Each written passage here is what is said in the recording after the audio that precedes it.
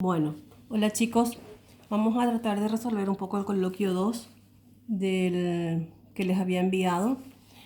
Vamos a ir leyendo la primera parte, que es la parte de teoría, y luego vamos a aplicarlo en los problemas. En primer lugar, vamos a trabajar con la regla de las fases. Entonces lo que les hice primero es poner los conceptos de cada parte de la regla de las fases.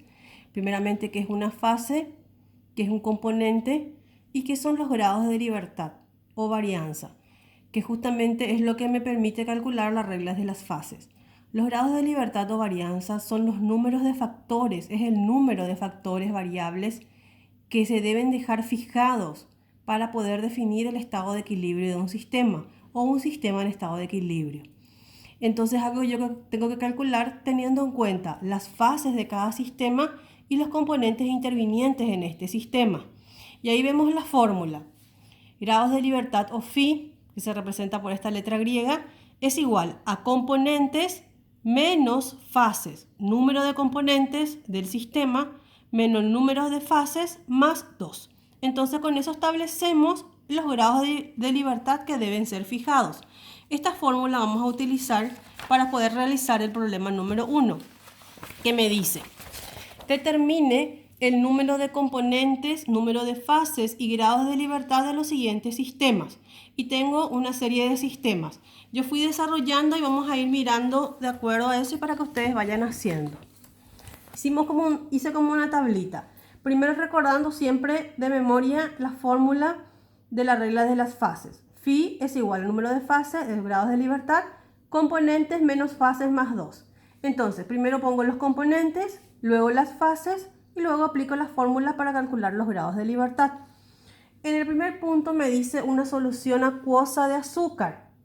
Solución acuosa, una solución líquida. Tiene agua y tiene la sacarosa, que es el azúcar.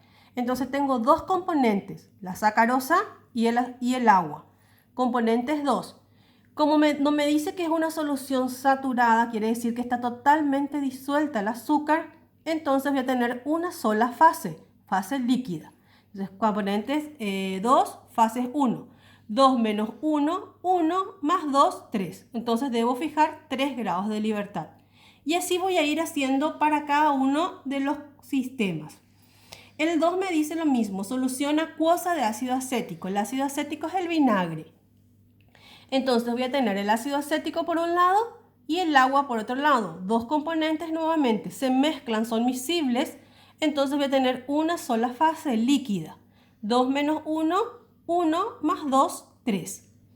Y así voy a ir aplicando para cada uno de los sistemas. El punto 3 me dice solución acuosa de ácido acético, hidróxido de amonio y acetato de amonio. Tengo por un lado el ácido acético, el hidróxido de amonio y el acetato de amonio en solución. Voy a tener 3 componentes. En el agua van a disolverse y van a disociarse formando un componente. Entonces voy a tener los 3 componentes se disuelven, vamos a tener una sola fase líquida. 3 componentes menos 1, 2 y 2 más 2, 4 grados de libertad. El siguiente me dice carbonato de calcio sólido, óxido de calcio sólido y dióxido de carbono gas. Carbonato de calcio, una fase, un componente. Óxido de calcio, otro componente. Dióxido de carbono, el tercer componente. 3 componentes. Voy a tener 2 fases. Una fase sólida, formado por los sólidos, y una fase gas. Entonces vamos a tener 2 fases, 3 menos 2, 1 y 1 más 2, 3. Después tenemos el punto E, hielo, que está a 0 grados en equilibrio con agua líquida. O sea, tengo hielo en 0 grados, que ya está el estado sólido, pero también presentando un equilibrio con agua líquida. Un solo componente que es el agua. Pero vamos a tener 2 fases, fase sólida del hielo y fase líquida. Entonces 1 menos 2 menos 1 y menos 1 más 2 más 1, 1 grado de libertad. El siguiente es parecido. Voy a tener agua pura, pero en el punto triple. ¿Qué quiere decir en el punto triple? Que tengo un equilibrio de la solución o del compuesto de esos 3 estados, sólido, líquido y gas.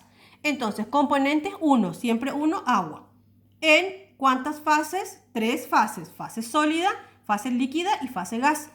Entonces, 3 menos 1, 1 menos 3 menos 2 más 2, 0. O sea, no voy a fijar ningún grado de libertad. Está en un sistema en equilibrio. Después el siguiente. Mezcla de hidrógeno, cloro y ácido clorhídrico. Los tres son gases que no reaccionan entre sí. Entonces voy a tener hidrógeno, cloro y ácido clorhídrico. 3 componentes, una sola fase porque tengo una fase gas. Y por lo tanto fijamos 4 grados de libertad. El siguiente, tengo una diferencia. Se añade, es el mismo sistema, hidrógeno, cloro y ácido clorhídrico, pero se añade un catalizador y eso quiere decir que van a reaccionar entre sí.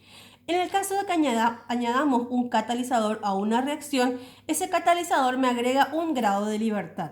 Entonces, el caso es igual al anterior, pero voy a tener que sumar mis grados de libertad 1 debido al catalizador añadido. Y el último sería hierro metálico en su punto de fusión. Entonces voy a tener el hierro sólido en el punto de fusión que va a ser líquido. Un solo componente hierro, pero vamos a tener 2 fases porque es una fase sólida y una fase líquida, que sería en su punto de fusión. Y ahí tenemos fijado un grado de libertad. Bueno, eso sería por un lado. El problema 2 es fácil. Me habla del coeficiente de absorción. Y para eso vamos a tener en cuenta una fórmula que tenemos en la hoja 1, que se tiene en cuenta cuando tenemos una disolución de gases en líquido, que se denomina coeficiente de absorción o coeficiente de Bunsen, que es igual a alfa igual al volumen del gas disuelto dividido el volumen del solvente por la presión total del compuesto. Entonces nada más que es el problema 2 aplicar esa fórmula que tenemos acá. Vamos a leer el problema 2. Me dice, el coeficiente de absorción para el oxígeno a 20 grados centígrados es 0,03097 sobre atmósferas. Tengo alfa como dato. Tengo como dato también la presión total de 10 atmósferas y tengo un volumen del solvente, que sería V del solvente, igual a 1 litro de agua. El oxígeno se disuelve en un solvente, el oxígeno gas se disuelve en el solvente que es el agua. Entonces de ahí, aplicando la fórmula, despejo volumen 0, que sería el volumen del gas disuelto. Aplicamos esto, despejamos y pasamos a moles, considerando el volumen molar normal. Sabemos que un mol tiene 22,4 litros. Y de ahí tenemos el volumen del oxígeno. Fácil, directamente aplicación de fórmula. Bueno, siguiendo, vamos a empezar a trabajar con gases. El problema número 3 y el problema 4 y en adelante vamos a aplicar la ley de Dalton y la ley de Raoult que ya habrán dado en la teoría. En primer lugar, estas serían nuestras fórmulas. Vamos a trabajar con fracciones molares siempre que trabajemos con gases. La fracción molar de un dado componente es igual al número de moles de ese componente sobre el número de moles totales. Entonces, si yo tengo un componente A, la fracción molar de A es igual al número de moles de A sobre el número de moles totales. Para el componente B lo mismo, el número de moles de B sobre el número de moles totales. Siempre al trabajar con fracciones molares, la suma de las fracciones molares de todos los componentes me va a dar 1. O sea, si tengo X de A más X de B más X de C va a dar 1. Independientemente de cuál sea el sistema, siempre la suma de las fracciones molares es igual a 1. De ahí vamos a empezar a trabajar con la ley de Dalton, que me dice que la presión de un dado gas, la presión parcial de un dado gas es igual a la presión de ese gas a su estado puro, que represento por este cerito que está acá, por su fracción molar. Lo mismo para el componente B, la presión de B a su estado puro por su fracción molar. La presión total dada por la mezcla de los gases A y gases B es igual a la sumatoria, presión de A más presión de B. Entonces, ¿qué es lo que hacemos? También aplicamos la ley de Raoult, donde tenemos que la presión parcial de A por la fracción molar de un componente A es igual a la composición en el vapor de ese compuesto que represento por la letra I por la presión total. Y esta es la fórmula de la ley de Raoult que vamos a utilizar.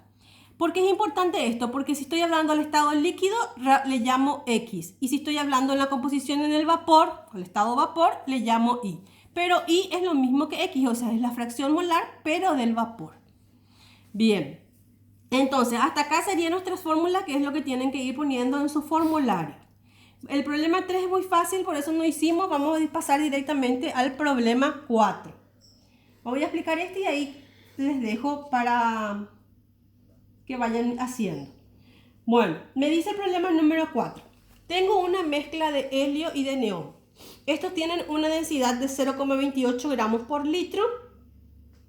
Me da una presión total de 436,24 milímetros de mercurio a una dada temperatura de 167 grados centígrados, siempre que trabaje con gases en Kelvin. Esta presión total voy a pasar en la atmósfera para poder utilizar después.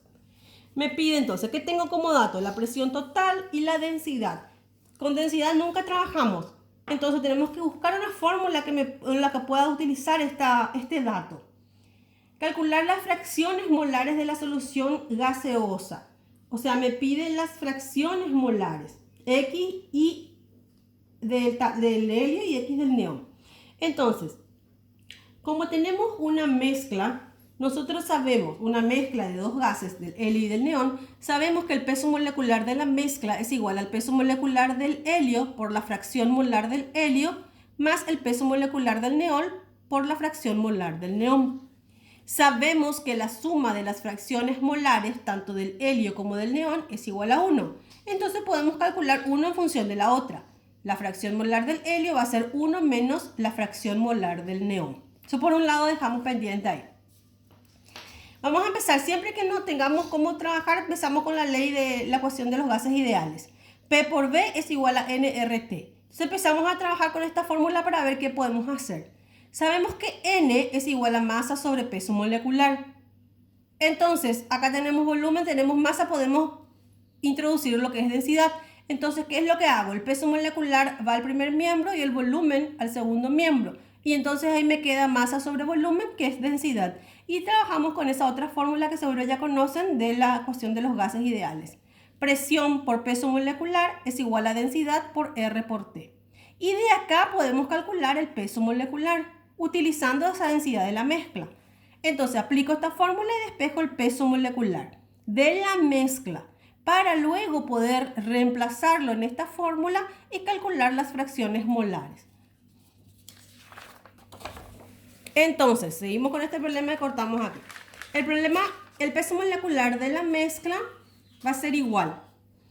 El peso molecular del helio es 4, el peso molecular del neón es 20. Reemplazo y despejo X. Tengo esto, una sola incógnita acá, ya que sería la fracción molar del neón. Y sabemos, entonces, con esto sacamos, realizando esta operación matemática, la fracción molar del neón, que es igual a 0,85, y de ahí despejamos la del helio, que va a ser 0,15. Entonces sacamos el punto A, que me dice las fracciones molares. Y después el punto B me dice, si en un recipiente conteniendo la mezcla anterior se agrega helio, haciendo que la presión se duplique, yo no sé cuánto agrego, cuántos moles agrego de helio. Se va agregando porque lo que es más fácil es medir la presión total. Entonces se va agregando helio, uno de los componentes, hasta duplicar la presión. Si la presión inicial era 0,574, se duplica y llega hasta 1,148. Entonces, en ese caso, como lo que se hizo es duplicar, agregando uno de los componentes, va a incidir esto en la fracción molar del otro, que teníamos en la anterioridad, el 0,85 del neón, dividido 2. Entonces, ahí va a cambiar nuestra fracción molar del neón y por ende va a cambiar la fracción molar del helio. Siempre sabemos que esto más esto tiene que dar 1. Vamos a suponer que decía, se triplica la presión, entonces acá lo que yo iba a hacer era dividir por 3. Y así sucesivamente. Iba a variar en ese sentido, en ese orden, la fracción molar del otro componente. Bueno, y ahí sería lo mismo. Calculé nuevas fracciones molares con un valor nuevo y luego aplico la fórmula que teníamos peso molecular de la mezcla es igual al peso molecular del helio por la fracción del helio, que sería ya esta, más el peso molecular del neón por la fracción molar del neón, que sería eso, y calculo un peso molecular nuevo de la mezcla ya, con las diferencias de las fracciones molares. Y luego, con la misma fórmula que usamos al inicio, despejo la densidad, porque me pide calcular las fracciones molares y la densidad del nuevo sistema o de la nueva situación. Y con la fórmula de los gases ideales despejamos la densidad y me sale 0,34.